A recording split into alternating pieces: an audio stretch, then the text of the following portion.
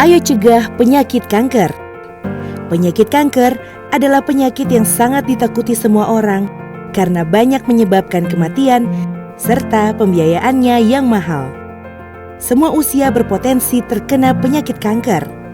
Penyakit ini dapat dicegah dengan mengubah perilaku atau gaya hidup seperti stop merokok, hindari terpapar asap dan residu rokok, hindari mengkonsumsi 4P, pengawet, perasa, pewarna, pemanis. Hindari terpapar bahan kimia dan polusi berbahaya.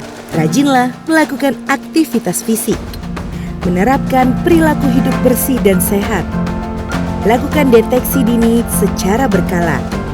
Karena Anda bertanggung jawab terhadap kesehatan diri Anda. Jangan tunda. Ayo hidup sehat untuk cegah penyakit kanker.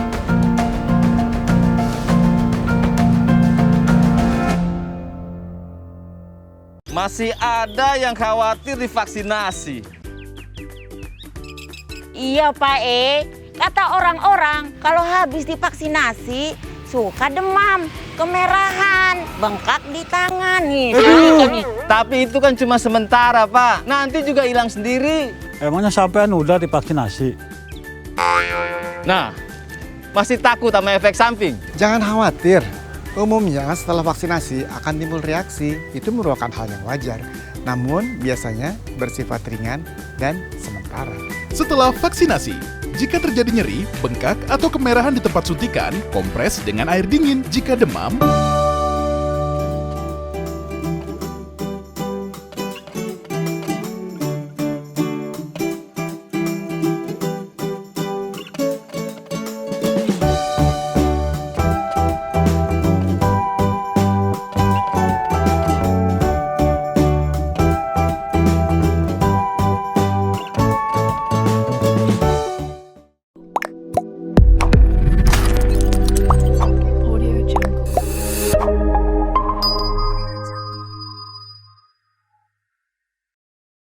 Assalamualaikum warahmatullahi wabarakatuh. Salam sehat sahabat SCTV. Senang sekali saya Wulan dan rekan saya Lukman akan menemani Anda dalam acara Pharma Talk, bincang-bincang seputar kesehatan, obat dan alat kesehatan. Sahabat SCTV yang berbahagia, pada episode kali ini kita akan membahas tentang pencegahan dan pengobatan kolesterol dengan herbal alami. Pak Lukman, ya, tahu gimana sendiri nih? Kan ya, kalau kolesterol itu merupakan satu penyakit yang memang sudah jadi top di kalangan masyarakat ya. Banyak masyarakat yang kena itu ya. Nah, gimana tuh terus? Kemudian pasti dong masyarakat yang kena itu kan berlomba-lomba untuk menurunkan kadar kolesterol mereka di batas normal. Ada juga yang puasa, terus mereka pokoknya minum-minuman sesuatu. Nah, tetapi biasanya banyak juga masyarakat yang mereka nggak minum obat dari apotik. Kimia gitu ya, Mereka banyak banget nih yang minum obat buat nurunin kolesterol dari bahan-bahan alami karena katanya itu minim efek samping serta aman buat jangka panjang. Karena banyak juga masyarakat yang khawatir, oh nanti kalau minum ini jangka panjang ginjalnya gimana nih? Mereka banyak yang khawatir. Makanya nih saat di sini nih kita bahas nih, bener nggak sih bahwa obat herbal itu aman dan minim efek samping? Nah, bersama kami sudah ada seorang narasumber. Beliau adalah ahli, researcher atau peneliti di bidang teknologi bahan alam. Beliau saat ini bekerja di Badan Penelitian dan Pengembangan Kesehatan Kementerian Kesehatan Republik Indonesia. Belum selesai sampai situ. Beliau juga membagikan ilmunya atau sebagai dosen di farmasi di salah satu stikes di Tangerang Selatan. Baik, langsung saja kita sambut beliau dengan Bapak Apoteker Nanang Yunarto, SPharm SMSI. Bapak, apa kabar? Baik, alhamdulillah sehat Ibu. Alhamdulillah baik. Ya. Sibuk apa nih Pak sekarang? Ya, rutinitas sehari-hari selain sebagai peneliti di Kementerian Kesehatan, khususnya di Badan Penelitian dan Pengembangan Kesehatan, saya juga mengisi beberapa acara, baik itu seminar nasional, talk show di beberapa perguruan tinggi, radio, dan stasiun televisi. Kemudian sekarang juga diberi kepercayaan menjadi konsultan untuk di industri obat tradisional. Dan luar biasa. Sore hari biasanya saya meluangkan waktu untuk membagikan ilmu di salah satu sekolah tinggi ilmu kesehatan di daerah Tangerang seperti itu, khususnya Tangerang Selatan. Jadi konsultan juga, kemudian peneliti juga gitu ya Pak ya, ngajar juga tadi katanya. Banyak banget nih Pak aktivitas yang dilakukan sehari-hari. Gimana sih Pak untuk menyeimbangkan waktunya ini Pak? Iya, kalau dalam diri saya sih, saya bagi waktu sehari ya cuma menjadi 3 bagian ya.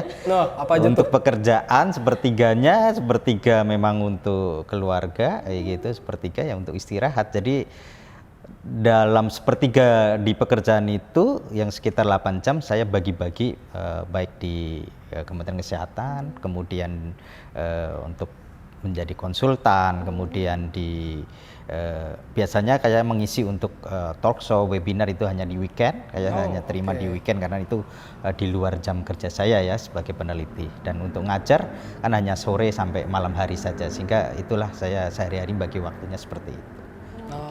Padat sekali ya. Padat merayap ya, pokoknya yang penting produktif dan tetap tadi istirahat juga ya Pak ya. Betul. Diluangkan waktunya harus dikelola dengan baik. Baik, sebelum ngobrol Bapak kita break dulu sejenak boleh ya. Jangan kemana-mana, tetap di Pharma Talk.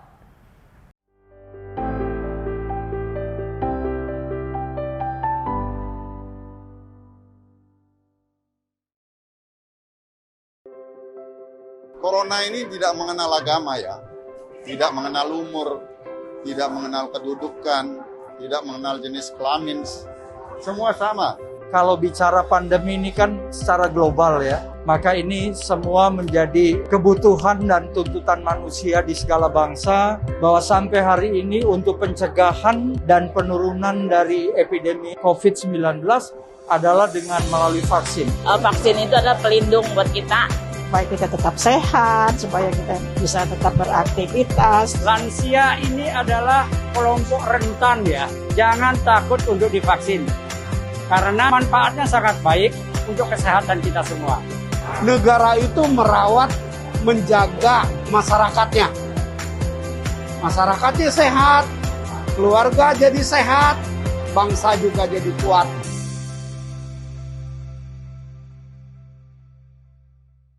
Ibu pergi dulu ya. Arisan sih emang seru. Walaupun sudah divaksinasi, tapi resiko berkerumunnya itu loh. Benar, hindari kerumunan. Ingat protokol kesehatan. Ayah nggak pakai masker. Ayah kan udah divaksinasi. Walaupun sudah divaksinasi, protokol kesehatan tetap kudu dilaksanakan. Benar, tetap pakai masker. Ikuti protokol kesehatan. Cuci tangan dulu. Kakak kan sudah divaksinasi. Tapi protokol kesehatan tetap kudu dilakukan. Sudah vaksinasi, protokol kesehatan harus tetap dilaksanakan. Tetap disiplin dengan protokol kesehatan 5M. Hai semua, pada tahu nggak penyakit apa yang masuk di jajaran perawatan termahal? Jawabannya adalah talasemia. Talasemia adalah penyakit tidak menular yang berupa kelainan darah turunan, di mana usia darah merah lebih pendek dari normal. Jadi, sel darah merah mudah rusak dan penderita harus transfusi darah seumur hidup. Talasemia diturunkan kalau pembawa gen punya anak dengan sesama pembawa gen juga. Makanya, deteksi dini deh, biar tahu kita punya gen talasemia apa enggak.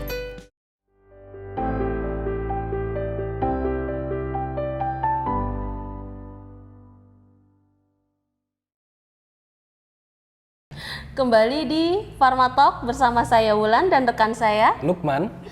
Ya, langsung saja kita akan berbincang-bincang dengan Pak Nanang ini. Bapak, sebagaimana yang kita tahu, kolesterol ini kan sudah banyak ya Pak ya, penderitanya sudah banyak, sudah populer di kalangan masyarakat ya Pak ya. Bisa dijelaskan Pak, apa saja sih faktornya yang menyebabkan kolesterol ini Pak?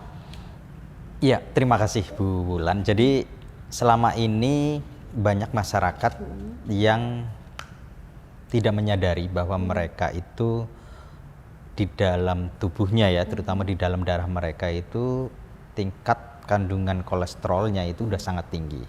Bahkan dari hasil yang riset yang dilakukan oleh Kementerian Kesehatan, mungkin pernah mendengar ada namanya riset kesehatan dasar atau lebih dikenal dengan Riskesdas, betul.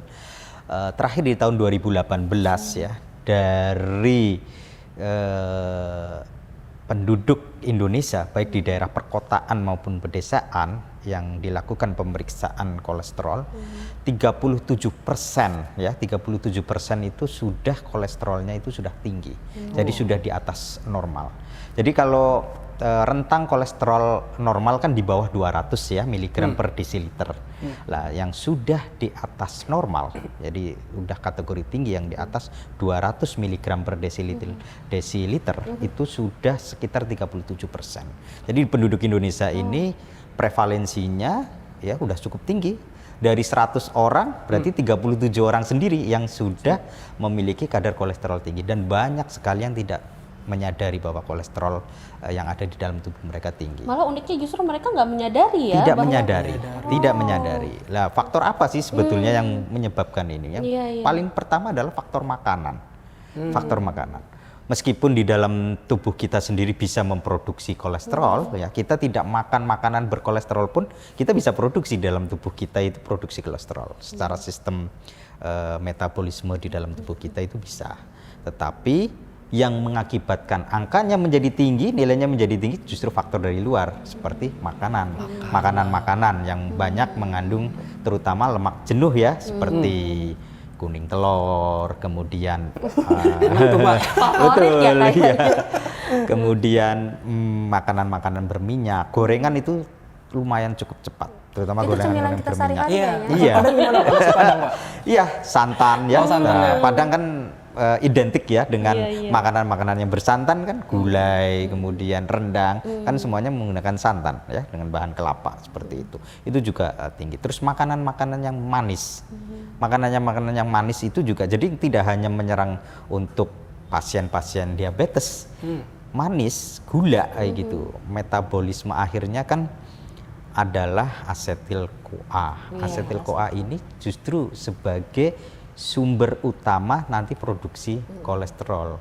Kadang kenapa di masyarakat desa kok jarang makan makanan berlemak, kolesterolnya juga tinggi. Nah, karena mereka konsumsi contohnya nasi, minum teh manis, kebiasaan ngopi manis dan lain-lainnya sehari banyak kayak gitu. Sehingga mereka juga mengidap kolesterol tinggi juga.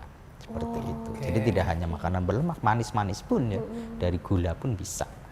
Jadi nggak mesti berlemak, tapi yang manis-manis juga perlu diwaspadai gitu ya Pak ya. Oke Pak, tapi kalau boleh tahu Pak, kan tadi banyak banget ya masyarakat Indonesia yang katanya memang cukup banyak nih yang kolesterolnya tinggi. Itu rata-rata lansia kah atau emang usia produktif juga Pak?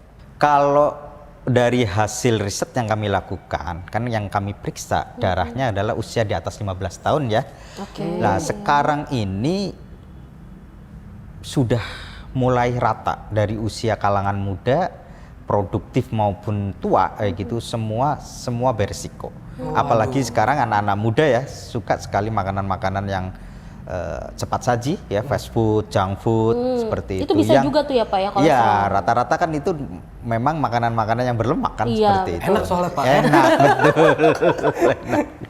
Ya betul sekali, ya itu bahkan usia-usia di bawah 30 tahun banyak yang kadar kolesterolnya tinggi, sehingga tidak heran kan banyak yang usia-usia masih muda mungkin pernah melihat berita-berita di televisi lain kayak gitu, artis-artis yang usianya masih sangat muda tiba-tiba meninggal ya karena kalau bahasa awamnya serangan jantung kayak gitu, tetapi sebetulnya awal mulanya terjadinya itu karena memang kadar kolesterol di dalam tubuh mereka itu memang sudah sangat tinggi.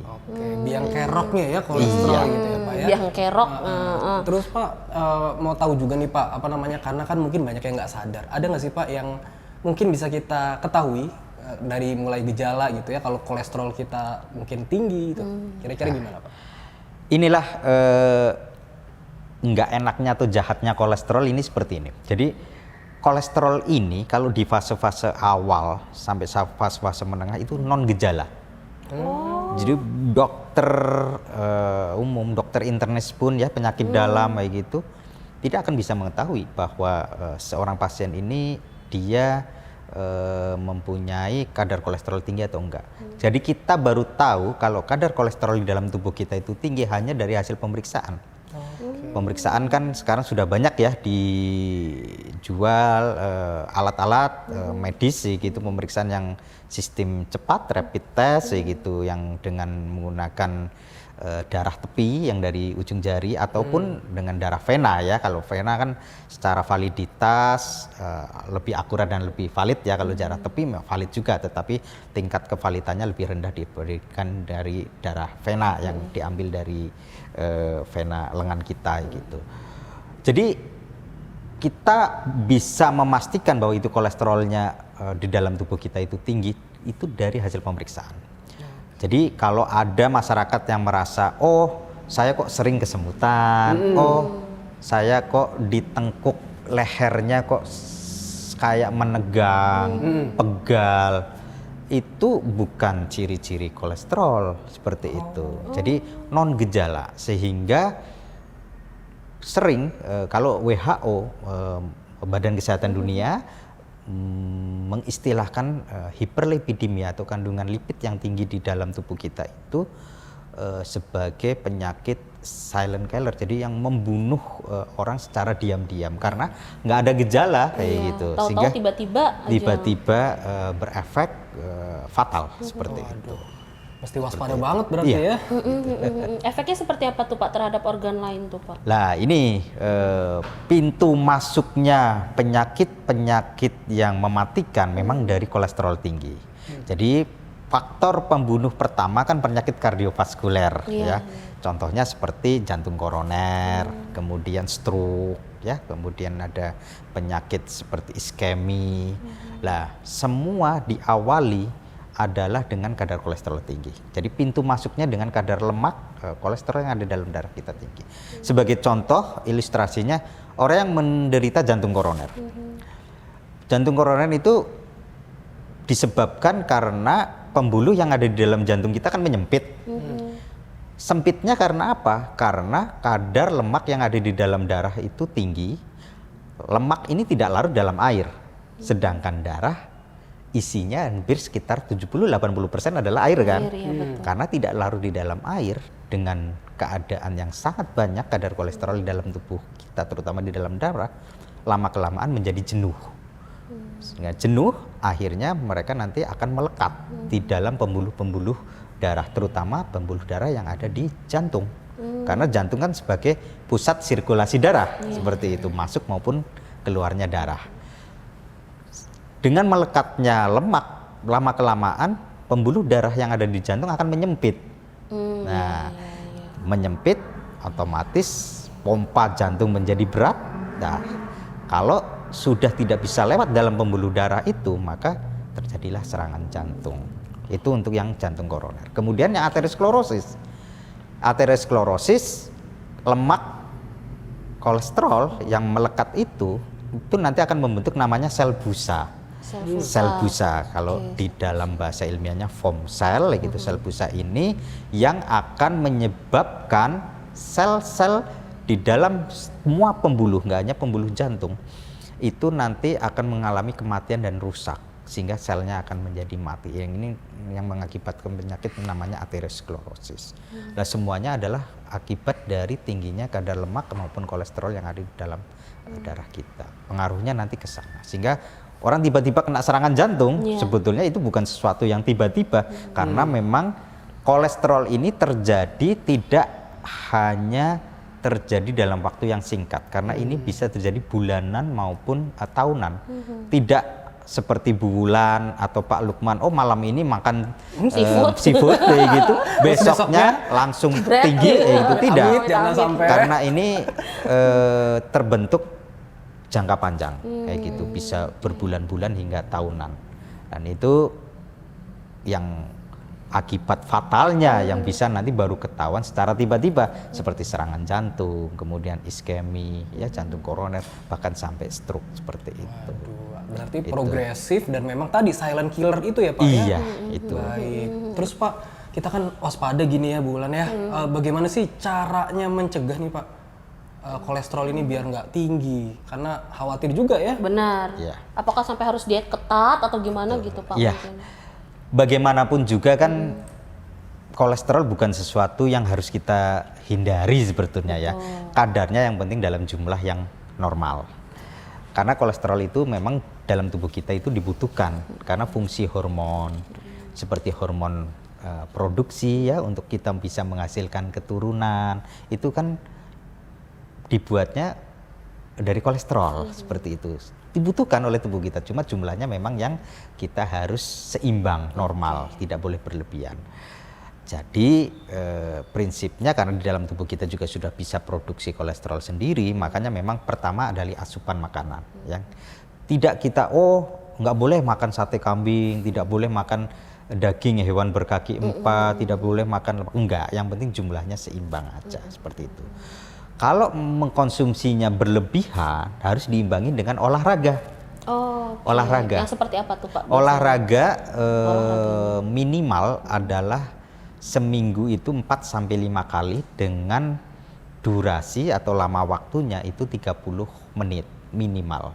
Dan itu olahraganya adalah olahraga ritmis yang kita memang bergerak secara dinamis. Jadi bukan olahraga yang, mohon maaf ya, catur juga olahraga, tapi kan duduk manis. Iya betul Pak. Seperti jogging, lari, bersepeda, itu kan ritmis. Larinya itu nggak harus lari cepat gitu kan Pak? Tidak, sambil lari diimbangin jalan, jogging jalan cepat, itu juga bisa dengan durasi sekitar 30 menit seperti itu. Kadang kan ibu-ibu rumah tangga menganggap mencuci sudah sebagai olahraga, nyapu balik, itu tidak, karena itu tidak dinamis dan tidak ritmis seperti itu. Sehingga itu belum dianggap sebagai olahraga.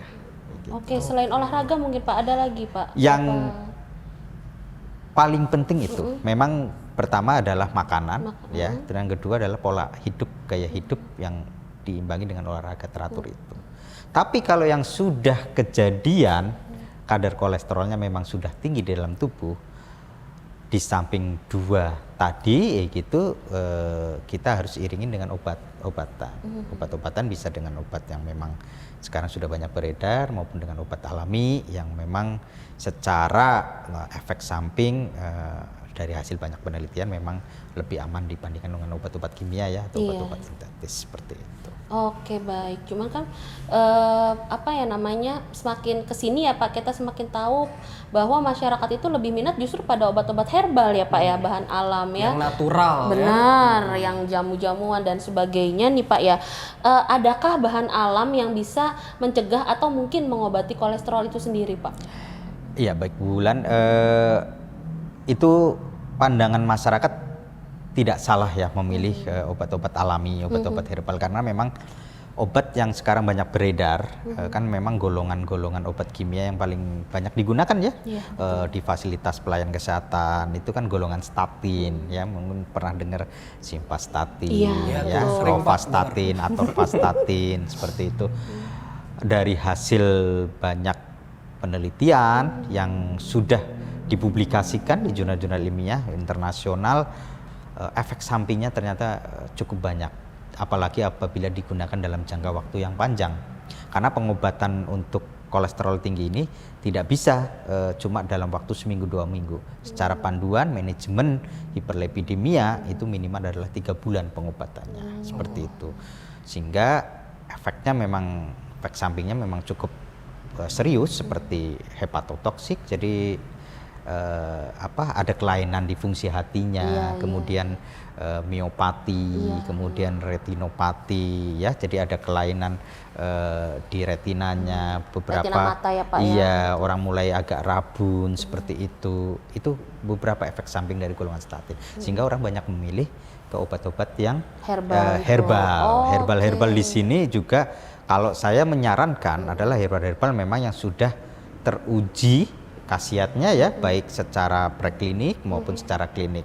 Kalau tingkatannya yang klinik berarti yang sudah diuji di manusia ya, pada pasien ya yang kolesterolnya tinggi.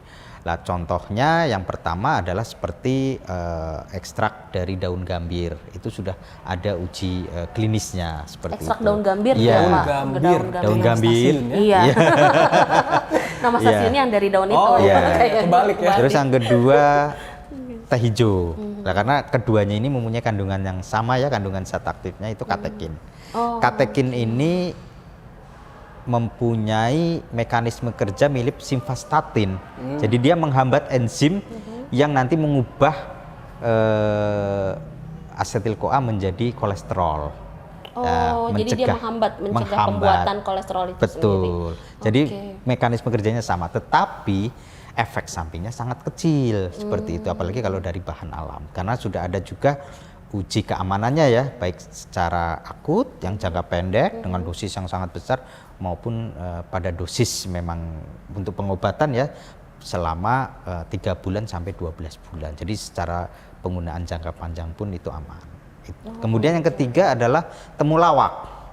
Temulawak sudah ada uji kliniknya, meskipun secara hasil tidak secepat gambir ataupun teh hijau seperti itu. Dan yang keempat adalah bawang putih.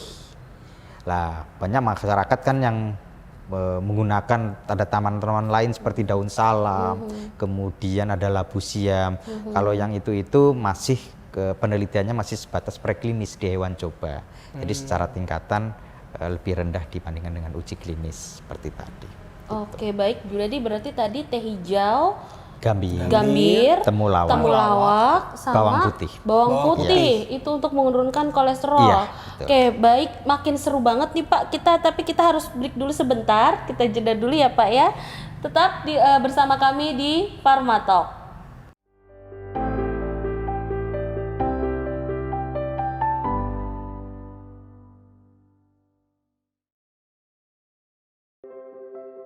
Corona ini tidak mengenal agama ya, tidak mengenal umur, tidak mengenal kedudukan, tidak mengenal jenis kelamin, semua sama. Kalau bicara pandemi ini kan secara global ya, maka ini semua menjadi kebutuhan dan tuntutan manusia di segala bangsa, bahwa sampai hari ini untuk pencegahan dan penurunan dari epidemi COVID-19 adalah dengan melalui vaksin. Vaksin itu adalah pelindung buat kita, supaya kita tetap sehat, supaya kita bisa tetap beraktivitas. Lansia ini adalah kelompok rentan ya, jangan takut untuk divaksin. Karena manfaatnya sangat baik untuk kesehatan kita semua. Negara itu merawat, menjaga masyarakatnya. Masyarakatnya sehat, keluarga jadi sehat, bangsa juga jadi kuat.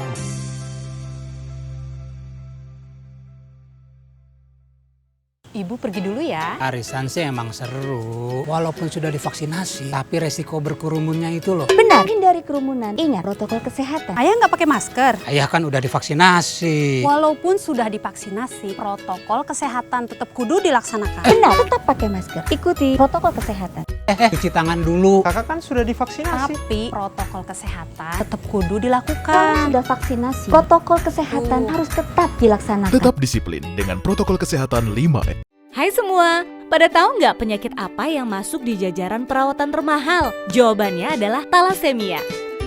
Talasemia adalah penyakit tidak menular yang berupa kelainan darah turunan, di mana usia darah merah lebih pendek dari normal. Jadi, sel darah merah mudah rusak dan penderita harus transfusi darah seumur hidup. Talasemia diturunkan kalau pembawa gen punya anak dengan sesama pembawa gen juga. Makanya, deteksi dini deh, biar tahu kita punya gen talasemia apa enggak.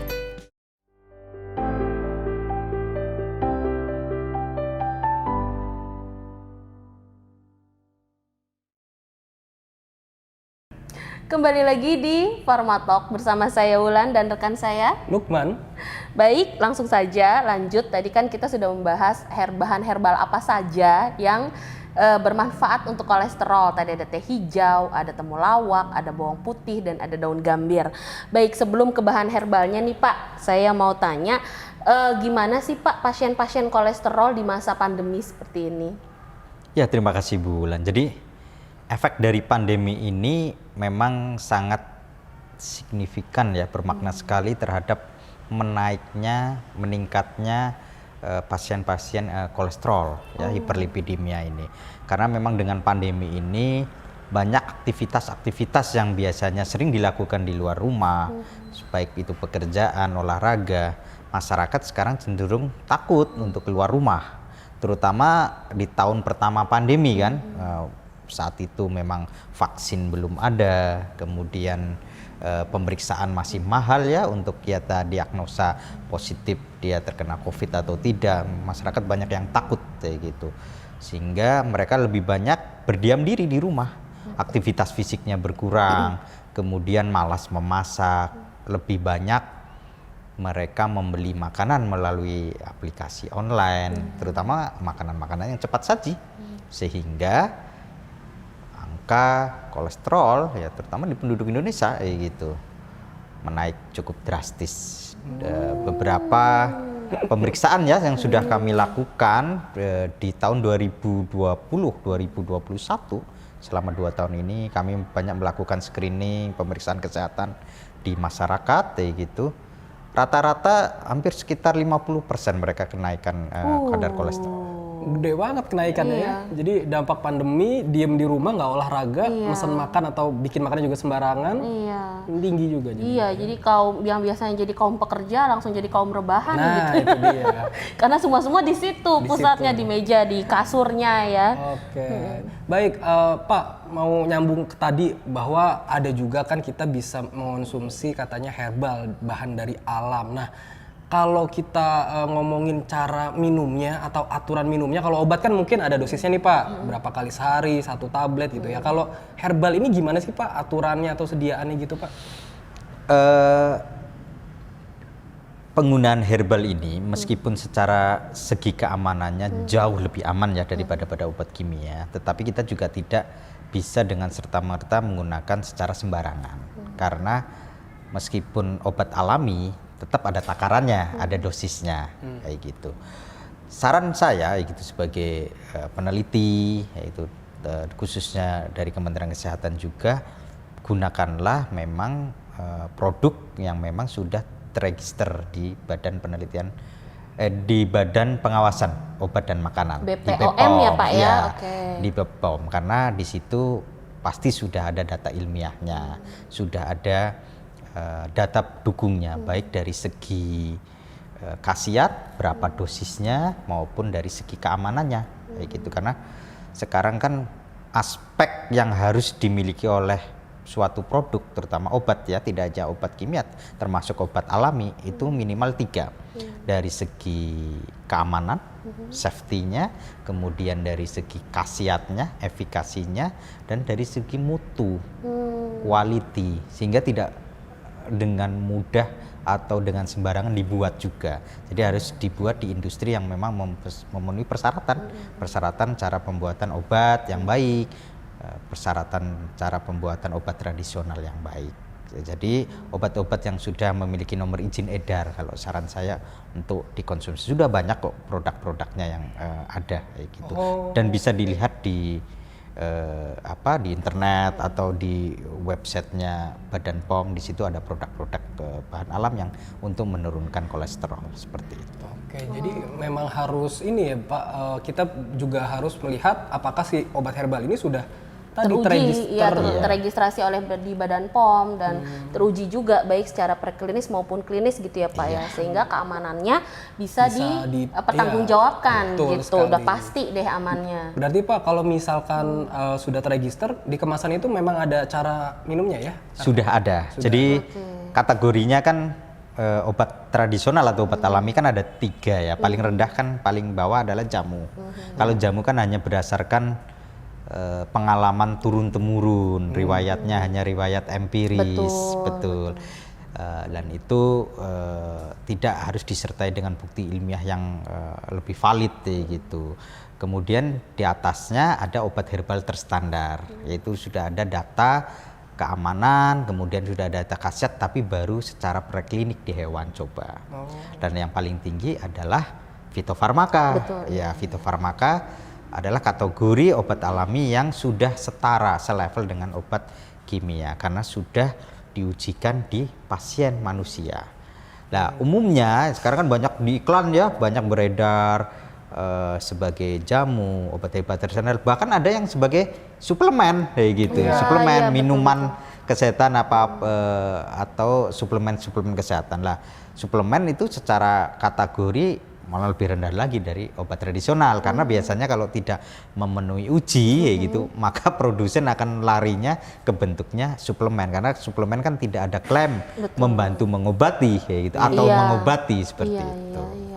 Seperti itu. Nah, terus kalau misalkan nih Pak, pasien ini sudah terdiagnosa kolesterol, terus dia sedang mengkonsumsi obat dari dokter yang golongan statin misalkan, apakah pasien ini masih boleh mengkonsumsi obat herbal untuk maintenance atau pemeliharaannya gimana Pak? Ya, kalau secara aturan pakai obat-obat kimia terutama golongan statin kan hanya diminum sehari sekali ya. Umumnya pada malam hari sebelum tidur, pokoknya setelah makan malam gitu. Karena memang kenapa mereka diminta meminum di malam hari, karena memang produksi kolesterol paling banyak memang terjadi pada saat kita istirahat, pada saat kita tidur.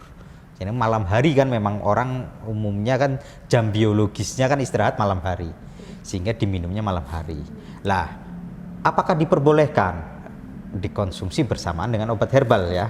Nah ini kita memang harus hati-hati juga, apakah ada interaksi atau tidak antara obat-obat kimia dengan obat-obat herbal ini.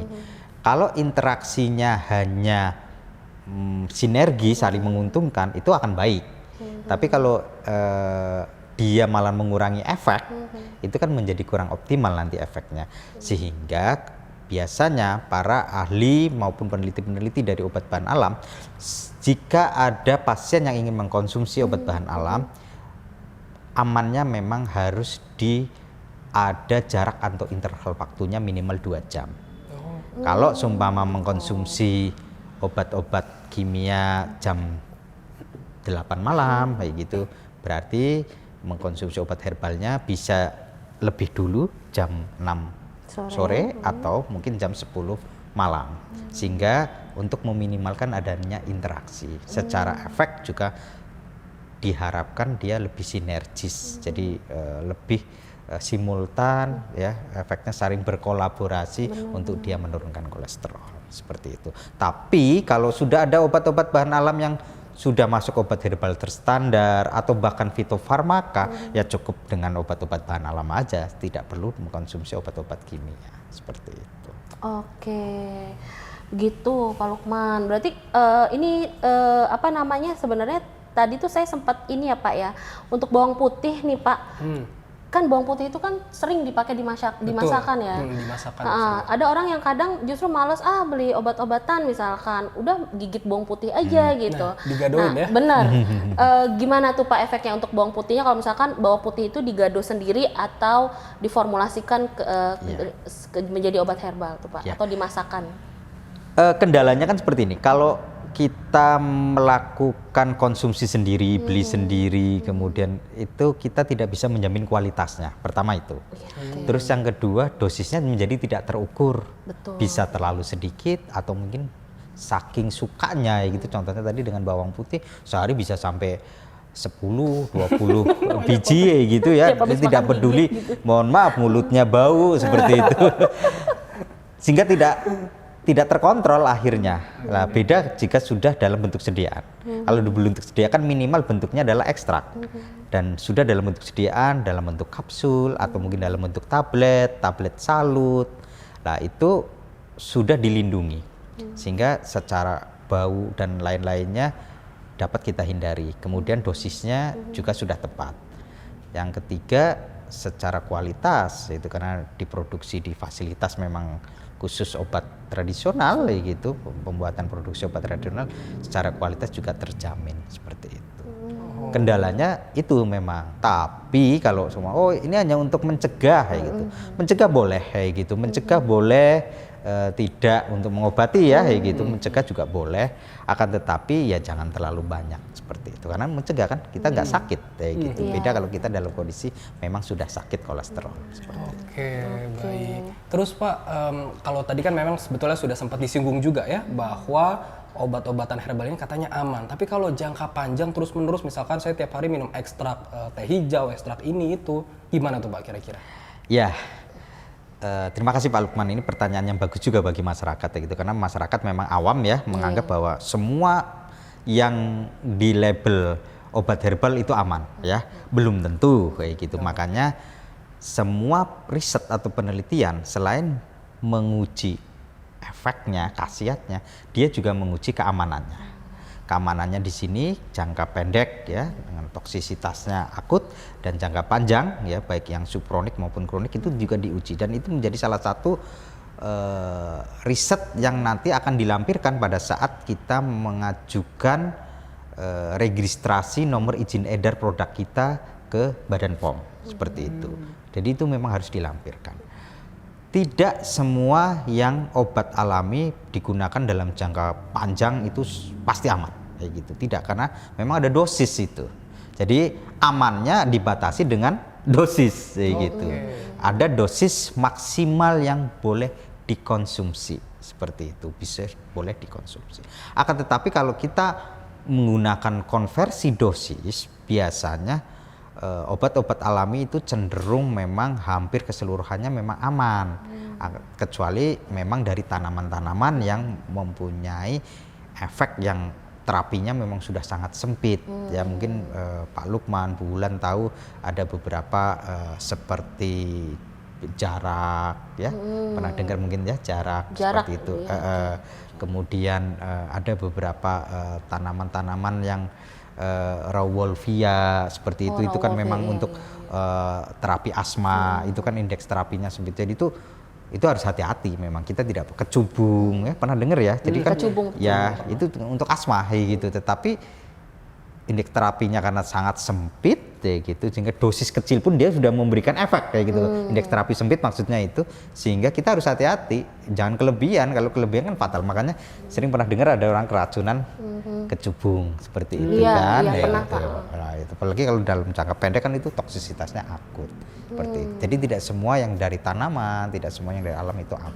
Tapi semuanya itu ada risetnya. Sekarang mudah sekali di searching ya gitu, uji keamanan tanaman apa itu tuh di Google ya, di searching di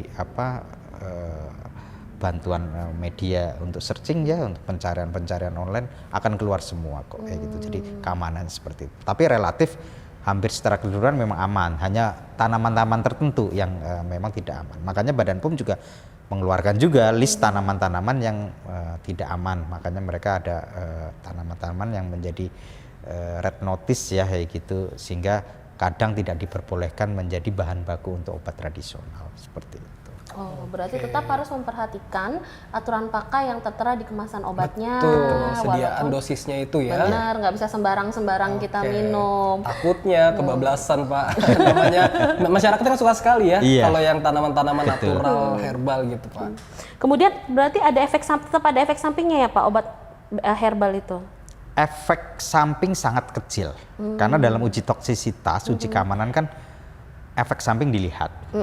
Kemudian pengaruhnya terhadap organ vital itu dilihat. Organ vital minimal 5 ya, seperti jantung, hati, kemudian paru-paru, kemudian limfa, lambung, itu biasanya dilihat semua. Apakah ada pengaruh atau enggak gitu. Dan secara keseluruhan ya, kalau yang memang tanaman-tanaman yang diizinkan memang menjadi bahan baku obat tradisional itu aman sih seperti itu. Dan pembuktian uji keamanannya juga aman seperti itu. Oke, berarti efek sampingnya minim Iya, ya Pak ya. betul. Oke, kira-kira Pak di mana sih kita bisa mendapatkan obat herbal yang sudah bagus, maksudnya sudah dijamin aman Pak? Apakah di sembarang toko bisa kita beli atau gimana? Banyak sih, sudah banyak dijual ya di apotek, kemudian di rumah sakit juga banyak kan, ada poli-poli komplementer, poli-poli obat tradisional, di toko obat pun seperti itu. Dan ini yang masyarakat juga harus ketahui bahwa minimal memang harus dicek apakah dia mempunyai nomor izin edar atau belum. Karena obat herbal ini dulu sempat pernah tercoreng ya kayak gitu, yang formulasi dan produksinya dicampur dengan obat-obat sintetis, iya dulu kimia. sempat ada kabar. Karena dioplos ya. Iya, betul Pak Lukman, dioplos. Sehingga sekarang memang pengawasan dari Badan POM sudah sangat ketat ya gitu. Kemudian Kementerian Kesehatan juga kami menyusun regulasinya, memang tidak membolehkan adanya campuran di dalam obat alami dengan dicampur dengan bahan-bahan kimia. Jadi kalau bisa memang yang sudah memiliki nomor izin edar seperti itu. Biasanya kan nomor izin edarnya tertulis POM.TR atau POM.FF kayak gitu ya. ada di kemasan-kemasan itu. Jika memang harus dicek seperti itu, biar kita juga lebih tenang, lebih nyaman dalam mengkonsumsinya, tidak ada kekhawatiran.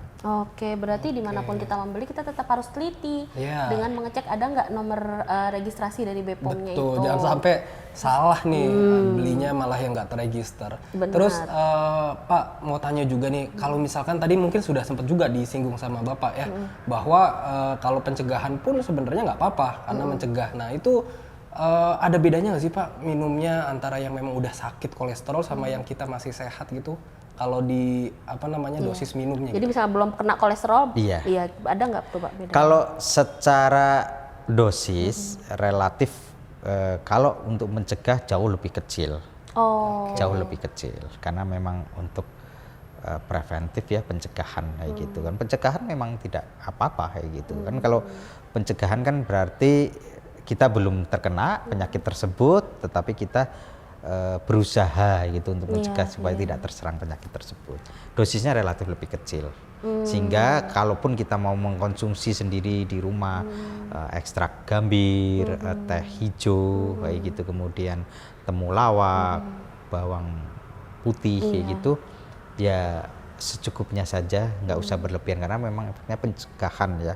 Orang-orang zaman dahulu ya, mungkin zaman-zaman kerajaan Majapahit ya, kayak gitu kan, belum ada dokter, belum ada rumah sakit, belum ada RSUD, mereka kan menggunakan tabib ya. Kalau di kerajaan berarti tabib istana ya, kalau di ini kan pengobat-pengobat tradisional. Kalau yang di masyarakat, tetapi tabib yang praktek di masyarakat seperti itu, mereka semuanya memakai bahan alam. Karena apa?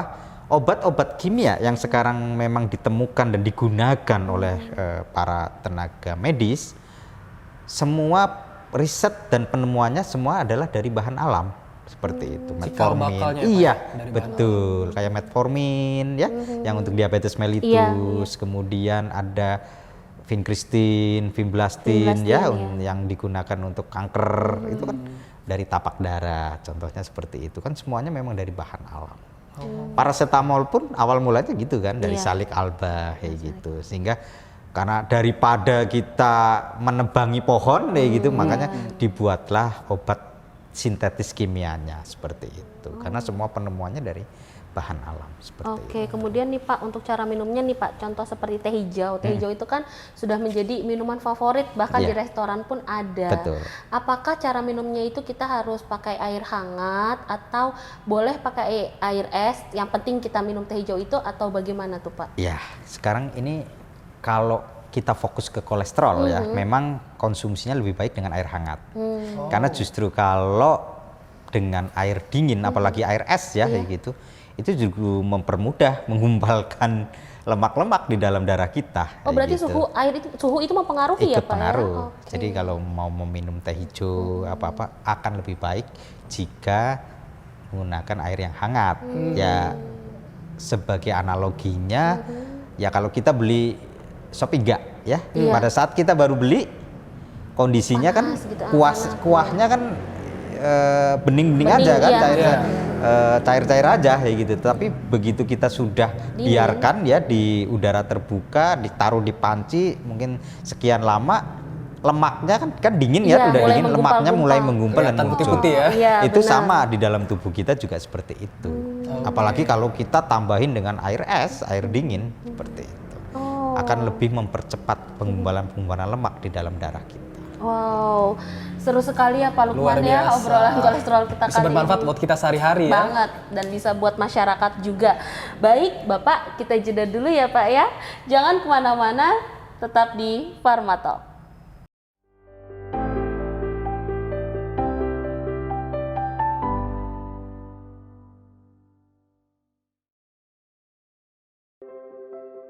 Corona ini tidak mengenal agama ya, tidak mengenal umur, tidak mengenal kedudukan, tidak mengenal jenis kelamin, semua sama.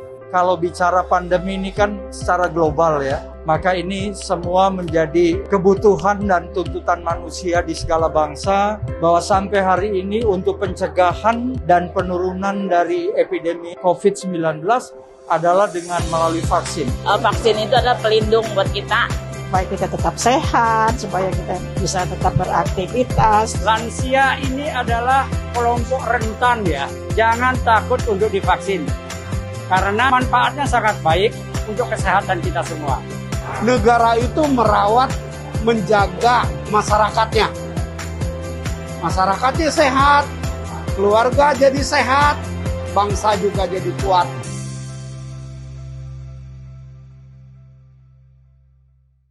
Ibu pergi dulu ya. Arisan sih emang seru. Walaupun sudah divaksinasi, tapi resiko berkerumunnya itu loh. Benar, hindari kerumunan. Ingat protokol kesehatan. Ayah nggak pakai masker. Ayah kan udah divaksinasi. Walaupun sudah divaksinasi, protokol kesehatan tetap kudu dilaksanakan. Benar, tetap pakai masker. Ikuti protokol kesehatan. Cuci tangan dulu. Kakak kan sudah divaksinasi. Tapi protokol kesehatan tetap kudu dilakukan. Kalau sudah vaksinasi, protokol kesehatan harus tetap dilaksanakan. Tetap disiplin dengan protokol kesehatan 5M. Hai semua, pada tahu nggak penyakit apa yang masuk di jajaran perawatan termahal? Jawabannya adalah talasemia.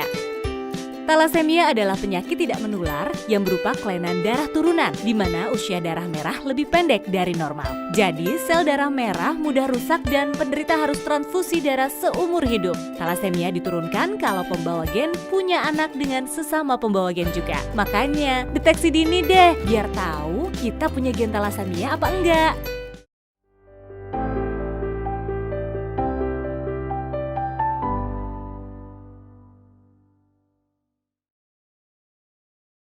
Kembali lagi di Farmatalk bersama saya Wulan dan rekan saya Lukman.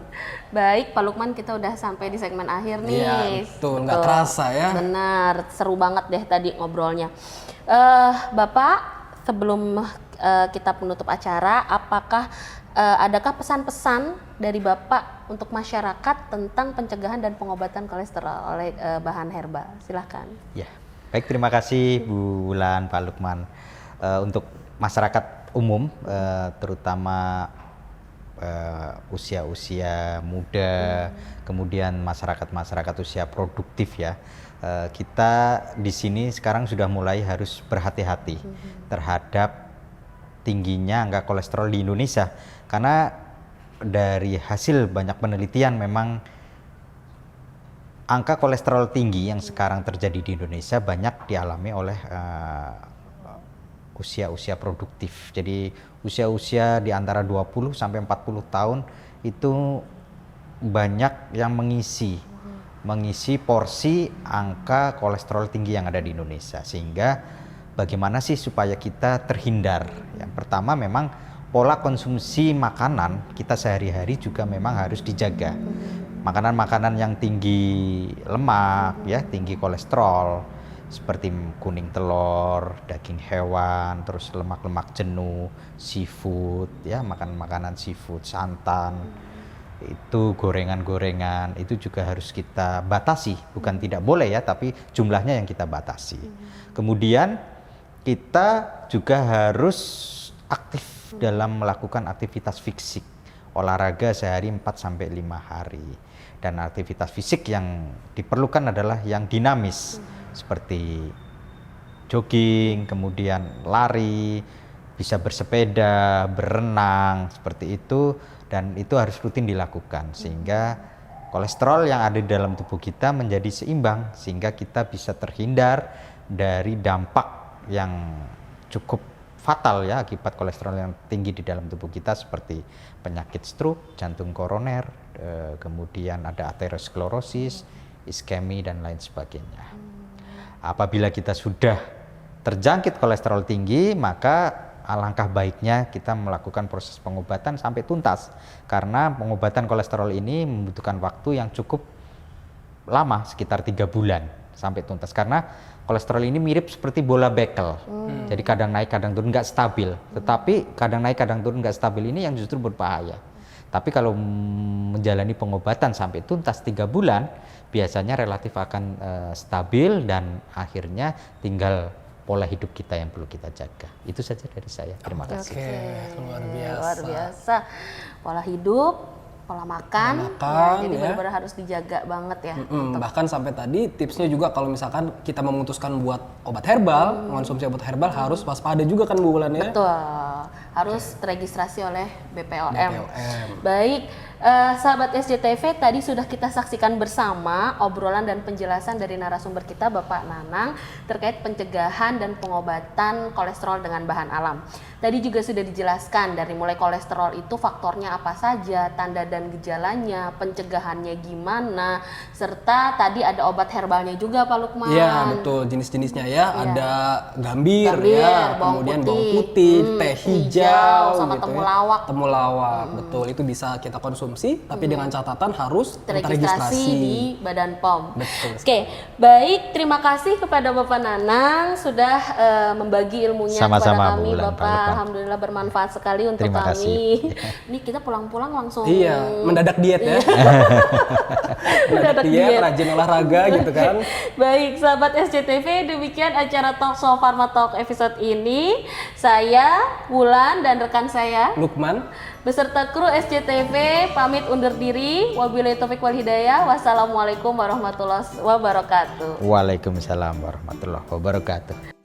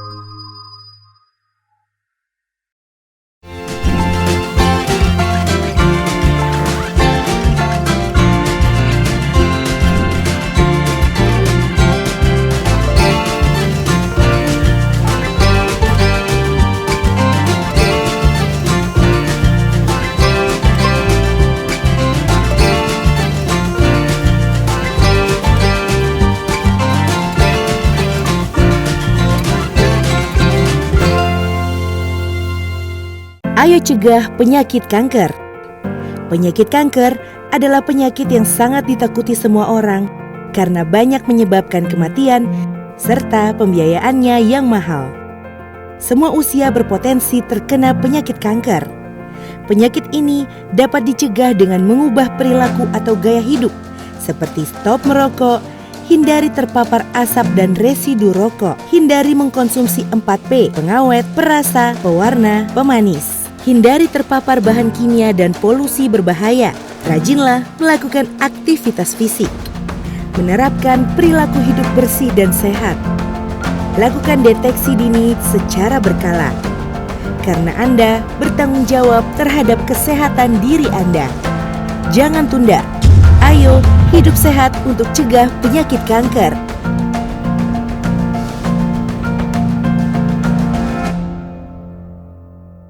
Masih ada yang khawatir divaksinasi. Iya Pak kata orang-orang kalau habis divaksinasi suka demam, kemerahan, bengkak di tangan nih. Tapi itu kan cuma sementara Pak, nanti juga hilang sendiri. Emangnya sampean udah divaksinasi? Nah, masih takut sama efek samping? Jangan khawatir. Umumnya setelah vaksinasi akan timbul reaksi, itu merupakan hal yang wajar. Namun biasanya bersifat ringan dan sementara. Setelah vaksinasi, Jika terjadi nyeri, bengkak atau kemerahan di tempat suntikan, kompres dengan air dingin. Jika demam, kompres atau mandi dengan air hangat. Perbanyak minum air putih dan istirahat. Serta minum obat sesuai anjuran. Laporkan semua reaksi atau keluhan yang dialami setelah vaksinasi ke nomor yang tertera di kartu vaksinasi. Ayo divaksinasi. Tak perlu khawatir, vaksin yang digunakan aman dan berkualitas. Ayo cegah penyakit kanker. Penyakit kanker adalah penyakit yang sangat ditakuti semua orang karena banyak menyebabkan kematian serta pembiayaannya yang mahal. Semua usia berpotensi terkena penyakit kanker. Penyakit ini dapat dicegah dengan mengubah perilaku atau gaya hidup seperti stop merokok, hindari terpapar asap dan residu rokok, hindari mengkonsumsi 4P, pengawet, perasa, pewarna, pemanis, hindari terpapar bahan kimia dan